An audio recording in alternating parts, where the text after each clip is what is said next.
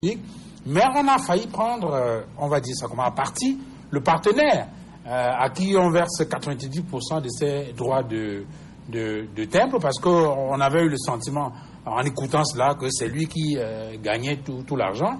Mais les enquêtes qui ont été menées par les journaux montrent que cet argent que le partenaire reçoit, c'est davantage pour la construction et la modernisation des centres de production des titres identitaires qui vont être exploités pendant une période avant d'être transférés donc à l'État du Cameroun.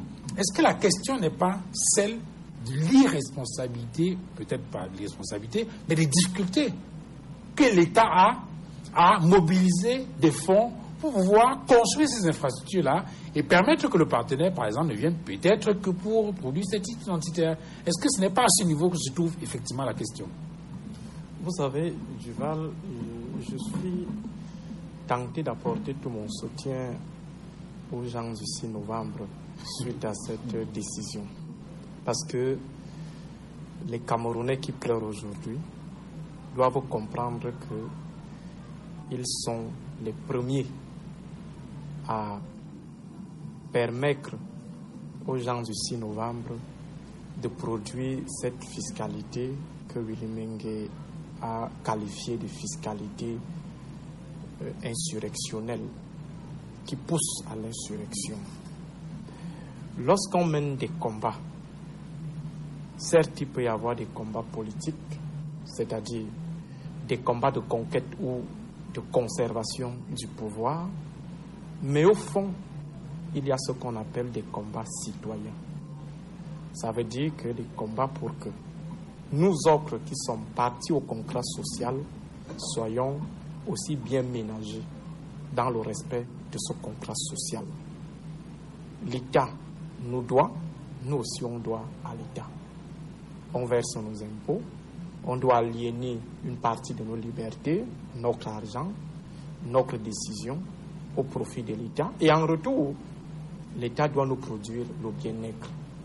Alors lorsqu'on interpelle les uns et les autres à plus d'engagement, on leur demande de laisser même les partis politiques, mais de s'engager en tant que citoyens partis au contrat. Ils pensent que tout tourne autour de l'opposition, tout tourne autour du pouvoir, sans savoir que finalement nous serons les premiers à prendre les coups de cette indifférence ou de ce retrait du champ de la lutte citoyenne. C'est pourquoi je dis que parfois c'est bien comme ça.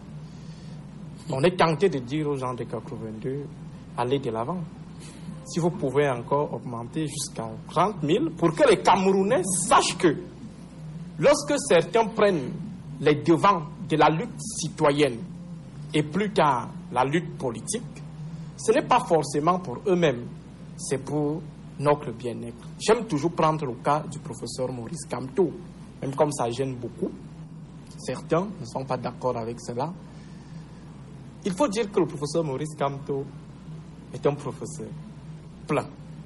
C'est un avocat plein. Il a de l'argent. Il n'a plus de problème d'eau. Il n'a pas de problème de veste. Il n'a pas un problème de voiture. Il n'a pas un problème de maison. Il n'a pas un problème d'électricité. Il peut se laver avec l'eau minérale du 1er au 31 sans qu'il y ait un déséquilibre dans son budget annuel. Mais s'il décide d'aller en prison, de lutter contre les gens du 6 novembre, on va parler des ambitions politiciennes. Il veut être président, il veut. Mais toujours est-il que si on arrive à nous donner de l'eau à boire, je ne sais même pas s'il va se placer quelque part pour aller puiser cette eau. Si on a finalement de l'électricité, je ne suis pas sûr qu'il va utiliser cette électricité. On appelle ça des combats par procuration. Ça veut dire qu'il est compatissant. Mais certains qui sont dans le dénuement total, dans la pauvreté totale, se permettent d'insulter ceux qui viennent au devant de la scène pour défendre leurs droits, pour défendre leur bien-être. C'est pourquoi je dis parfois, on est tenté de dire bravo à Paul Biya pour ces mesures insurrectionnelles. Si les Camerounais ne veulent pas entendre finalement l'appel à l'engagement citoyen, pas forcément politique, à l'engagement citoyen, c'est leur problème là-bas. Mais pour revenir encore plus pour revenir à des choses un peu plus sérieuses, je dirais que déjà 48 heures, il faut que nous soyons vrais. Il n'y a aucun pays au monde qui produit la carte nationale en 48 heures. C'est faux. C'est le mensonge. On est dans la propagande. Je dis bien, il n'y a aucun pays, même le passeport, j'ai renouvelé récemment mon passeport. C'est vrai, les choses ont beaucoup évolué, mais ce n'est pas en 48 heures. 48 heures, je ne sais pas à quel moment on va vérifier les doubles enregistrements, les doubles identifications. Nous ne savons pas à quelle heure on va aller saisir les données, on va les mettre en commun. Je ne sais pas si le Cameroun a déjà un système que dès qu'on met votre nom à Molundu, dès que vous vous êtes fait enregistrer à Molundu, si vous voulez produire une autre carte du côté de Koukbara à Kwaptamo, le système va immédiatement reconnaître que vous avez fait votre carte là-bas. Je ne sais pas si vous avez nuitamment installé un autre système ultra sophistiqué. Donc 48 heures, c'est propagandiste. Et pourquoi cette propagande? Cette propagande, c'est pour amener les Camerounais à accepter quelque chose qui est inacceptable, c'est-à-dire le coût élevé. Ailleurs, ça se produit de manière gratuite. Ailleurs, c'est autour de 5 000 francs, sans toutefois qu'on fasse le chantage. Parce que le nouveau chantage, c'est que si vous ne donnez pas, vous allez continuer à attendre 2 ans, 4 ans sans votre carte. Ça, c'est la première chose à relever du Val. La deuxième chose, c'est que... Mais dans les explications qu'il a données, Aristide Monod, il parle de la construction, au départ, de 3 centres principaux qui sont situés à Yaoundé, Douala et Garoua, et qui sont donc des centres qui sont dédiés à la production des cartes d'identité et à l'accueil du public. Il parle plus tard de 7 centres régionaux dans les autres chefs-lieux de région, et il parle également de 58 centres départementaux répartis dans tout le pays, de 219 sites d'enrôlement à renouveler. C'est-à-dire que ce sont les sites qui existent déjà, et puis maintenant, on va juste les améliorer, les moderniser pour qu'ils soient en mesure, ces sites-là, de pouvoir accueillir le grand public. Et c'est pour expliquer quoi, Duval? Pour dire que la carte en 48 heures, ça veut dire on va dépasser les États-Unis, on va dépasser l'Angleterre, on va dépasser la France. Ça veut dire une broussaille d'Afrique centrale qu'on appelle le Cameroun, qui baigne encore dans la barbarie, dans l'amateurisme total et dans la corruption. Vous voulez faire croire à l'opinion que le Cameroun, sur ce plan-là, sera premier dans le monde, 48 heures. Non, c'est faux.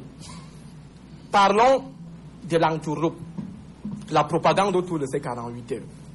L'État du Cameroun, pour expliquer des choses un peu terre à terre, le partenaire qui arrive dit à l'État du Cameroun, nous avons besoin des installations, nous avons besoin de ceci, nous avons besoin de cela.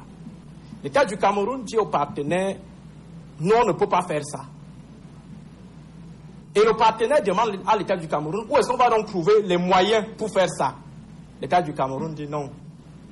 On va taxer la carte chère. Et maintenant, au lieu de 2800, les 7000 qui sont en haut là, vous allez faire ça avec. De manière simple. Ça veut dire que si l'État du Cameroun avait donné des garanties infrastructurelles à l'entreprise qui arrive, nous ne serions pas en train de payer cher la carte. Alors, au lieu que l'État du Cameroun sorte l'argent de ses poches pour contenter le partenaire, pour que nous ayons une carte moins chère, l'État du Cameroun dit plutôt au partenaire, ne t'en fais pas. Nous avons un peu plus de moutons, ils vont donner le reste là. Nous, on ne donne rien. On n'a rien. Allez-vous débrouiller avec eux et ils vont accepter. Nous, on va se rassurer qu'ils vont accepter. Celui qui va lever la tête, on va lui donner 7 ans, comme on a donné au professeur Fogli. C'est comme ça que ça fonctionne. Donc, pour dire tout simplement que on peut pointer du doigt le partenaire qu'on ne connaît même pas. Mais la réalité est que le gouvernement a décidé de piocher dans les poches des Camerounais pour contenter le partenaire sur un bon nombre d'exigences. C'est la même chose avec les péages automatiques. Le Cameroun, le partenaire arrive, je veux construire les péages, je vais les exploiter, mais nous avons besoin d'un bon nombre de préalables. Le Cameroun dit non, nous on n'a rien. On n'a rien. Faites ça avec votre argent d'abord. Et puis, vous allez prendre ça dans les poches des Camerounais. Plus tard, on ne vous donne absolument rien. Et après, et j'ai même peur que cela n'arrive aussi aux nouveaux partenaires, une fois que les infrastructures sont déjà en place, vous entendez qu'il y a suspension du contrat. Cela a été fait avec un camp. Modification du mode opératoire. Donc désormais, ce n'est plus un partenariat privé-public, c'est un partenariat. Un appel d'offres. Un appel d'offres. Et j'ai peur qu'après la construction de tous ces centres, les fondamentalistes féminins du renouveau ne reviennent sur leur décision en disant ok, bon, comme on avait dit 15 ans, ça a été bon, vous avez pris, et ils ne vont jamais baisser. Donc les 10 000 francs là, c'est jusqu'à la gare, jusqu'à ce que l'ordre de 82 tombe.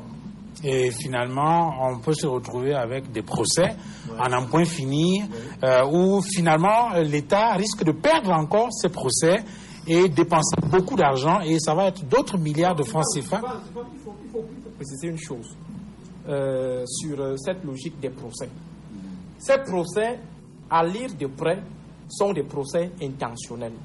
Ça veut dire que les membres du gouvernement, certains mal intentionnés du gouvernement, provoquent des situations judiciaires pour que l'État du Cameroun dédommage le plaignant, et par derrière, ils disent aux partenaires que c'est nous qui avons fait en sorte que vous soyez dans cette situation de dédommagement assez colossale. Nous avons besoin de telle partie, de telle partie. C'est la même chose qu'ils feraient aussi avec les coachs. Ça veut dire qu'ils mettent des coachs dans des situations de rupture abusive, sachant que l'État du Cameroun, parce que l'État du Cameroun, ce n'est pas eux, c'est nous. Alors ils disent aux partenaires, aux coachs, nous allons rompre abusivement votre contrat. Maintenant, vous allez porter plainte, et ils leur donnent même par derrière des avocats. Une fois que le coach a gagné, l'argent est versé par le contribuable camerounais, et par derrière, ils disent au coach, c'était notre équation. Donne-nous notre part. Alors, puisque vous parlez de coach, on est dans le domaine du sport, Edmond Kamgia, et l'actualité sportive cette semaine, c'était les Jeux africains d'athlétisme qui sont tenus au stade... J'ai failli dire, c'est le complexe ou le stade? C'est le stade. Le stade Japon. Le stade Japon, ce n'est pas encore le complexe. Mais ce qui a retenu l'attention des gens, c'est beaucoup plus les couacs qu'il y a eu autour de l'organisation de cette affaire-là. J'ai lu en fenêtre du journal Le Jour cette semaine, Emmanuel Essémé arrive au stade sur la moto. Histoire vraie. Un athlète est arrivé Camerounais, en sur pleine la moto. compétition, Oui. Qui arrive au stade Oui. sur la moto. Oui. Un champion, il est arrivé sur la moto. Et je peux vous dire que c'est l'une des raisons pour lesquelles il n'a pas pu avoir la médaille d'or. Ça, il faut le dire. Il y a eu une très mauvaise organisation, un très mauvais accueil, pas seulement pour les autres du Cameroun, mais même pour l'encadrement des athlètes camerounais. Bon, voilà. Nous sommes à l'Assemblée des structures littorales 1, nous sommes à Douala, c'est le MRC à Douala. 2023, Elecam, l'antenne locale Elecam a inscrit 9475 citoyens sur les listes électorales, et le MRC Douala 4e a inscrit 4858. Prêt pour les enjeux du futur, prêt pour ce qui arrive. Voilà. Le MRC à Douala est prêt pour les enjeux futurs.